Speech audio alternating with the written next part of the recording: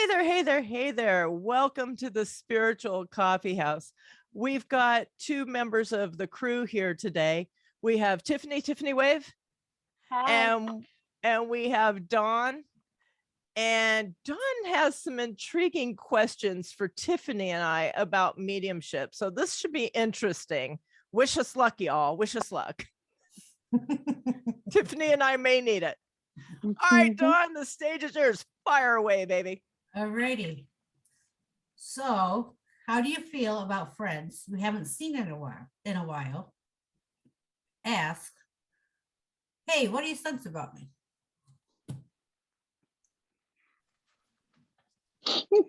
Run away, run away, run away. Tiffany, would you like to go first? I would like to say that if we're not on a daily basis communication, it's rude. Don't just automatically assume that we just want to spit out whatever is on the other side. Give us time and respect to do it on our own time. Yeah. That's really uncomfortable because we have to have downtime. This takes energy. And, people don't go to work and expect to work for free.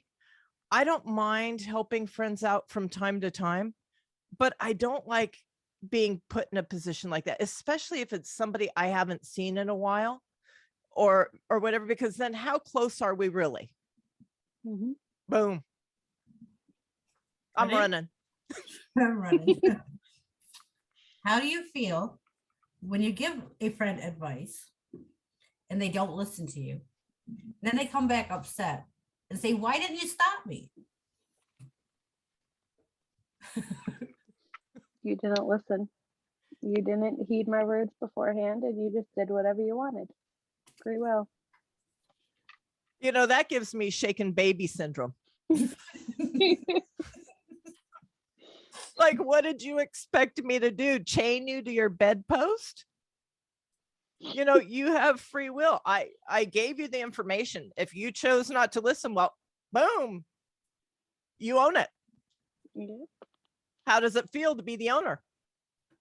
How you like me now? How you like me now? So here's a better question. Okay. Friend knows that you are a psychic medium. What would you like them to do with you? Tiff? I'd say meditate with us, sit down and do spiritual bonding or spiritual building. If you want to learn about mediumship or you want to do mediumship, or you're so interested in getting readings all the time from other people, how about you educate yourself? Go to a development circle or a development class, learn how to do it on your own. So you're not relying on, your so-called friends that you talk to every other month or every other year to give Once you a year. give you everything that's right in front of your face that you can do on your own. And we teach it. We have classes. So, if you're a friend, that, and you could get into one of those classes. Yep. So this is a fun question. Is it my turn on that one? Or is this my question? When is it appropriate for a friend to ask for a reading? Never. Never. Explain. If we get something, give us the respect to come to you and say, hey, I'm getting something. Do you want it? Do you want to know? We'll give you the respect of asking you. We're not just going to blurt it out, because some people don't want to know. But respect the fact that we need downtime. We don't have the connection open 24/7. We'd go crazy. Mm-hmm. You would. So go ahead. I was gonna say, don't force us to open or force us to make a bond or connection that we don't want to do. It's not a 24/7, telenova. We turn the TV off. And if we're out and about, which is generally when I get it, it's my personal time. Like I'm with my wife. We're trying to enjoy the day. Please don't do that to me. Don't put me in that And position. and when you're walking into a bathroom to have, your own personal time in there, don't ask somebody when they're sitting on the toilet, oh, do you get this? Can you sense this? Like, no, I sense that I have to use the bathroom. So Don't knock on the bathroom stall. Yeah, Hey, don't. hey. no. So one of my personal boundaries is I don't ever read family or friends because there's a connection there. Mhm. So if your friend or family gets mad at you because you don't give them a reading, what's the best way to handle it? And that's the bonus question. I would say because you already have a previous relationship and a previous knowledge of anything and everything, you're not proving the continuity of life. You're not proving anything. You could literally just be like, yeah, well, this is happening, but you told them that 2 hours ago. There's nothing solid proof there. So it's just not doing anything for you spiritually. Well, it becomes more of a psychic thing in my mind versus mediumship. And the difference, most people, when they, how do I say this? Mediumship is when you're literally talking to spirit. Psychic is when you get information, but you're not really necessarily talking to spirit. There's two forms of connection. And I will not read for close friends or family. So if I do tell somebody something, you better know that they're on my outer circle and not my inner circle,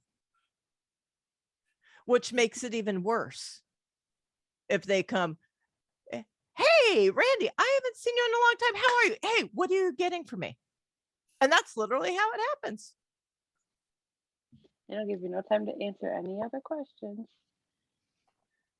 Yeah. Like, I feel more comfortable pulling like cards for someone that I know because it's not something I can just pull out of a hat. It's not something that, they told me an hour ago. If it comes out as this, then the card is saying it. Whereas like an actual message, it's, I don't know, for me, it doesn't prove anything. It doesn't give any definitive anything about the continuity of life. Yeah. And it's not always about the continuity of life. Sometimes it's, what they're looking for is psychic. But again, don't ask me to open up when I'm on my downtime. I need to rejuvenate. I need to re-energize from the readings I do all the other time. People don't realize that this is not like, woo, free willy. This takes energy. Mm-hmm. And while we love what we do because we're helping people, we need our downtime. If we had connection open all the time, it would be like white noise. You'd lose your mind. I would never be able to sleep. I'm telling you. In my early years, when I first started out, I didn't know. And I was afraid to close connection down because I was afraid I wouldn't be able to get it back. Now I'm like, I was afraid to cut connection because they protected me. Like my spirit guides and friends on the other side protected me over a lot of bad things. So I didn't want to close them down. And then when I was told, you need to close. No, I'm going to hurt their feelings. Yeah. So, I yeah. get it. I Yep. get it. And now we're at the point where we feel like we're hurting like our friends' feelings for not having it open all the time for them. Or So it's like you're stuck between a rock and a hard place. yeah, like our acquaintances. Like when you asked me that, it almost makes me feel obligated to, in a way, even though I'm not. It still kind of makes me feel that way. And I've just gotten to the point now where I'm like, you know what? Call and make an appointment. Do you think they make an appointment? No. No. What do you think that is? Because don't they wanna want pay it for for it. free. Yeah. They want to their be cake and vampires. eat it too. Yeah. Yeah. Freeloading vampire. Yeah. Energy sucking vampire.